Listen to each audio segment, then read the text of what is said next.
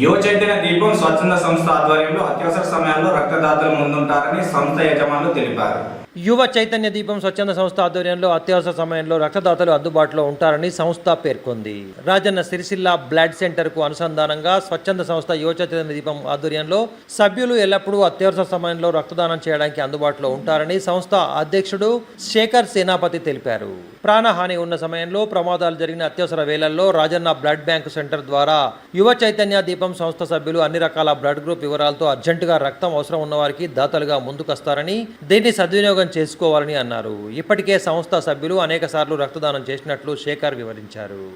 Foundation సంస్థ ఆధ్వర్యంలో ఈరోజు మేము రక్తదానం చేయడం జరిగింది. ఈ రక్తదానం ఎందుకంటే చాలా మంది మా ఫౌండేషన్ కి వాళ్ళ అత్యవసర పరిస్థితుల్లో బ్లడ్ కావాలని చాలా మంది పేషెంట్ వారి తాలూకా ఫోన్ చేస్తుంటే మేము ఏంటంటే అత్యవసర పరిస్థితుల్లో కొంతమందికి ఏంటంటే డోనర్స్ దొరకడం లేదు. కాబట్టి మేమే అడ్వాన్స్ గా ఈ బ్లడ్ బ్యాంక్ లో బ్లడ్ అనేది ఇవ్వడం జరిగింది.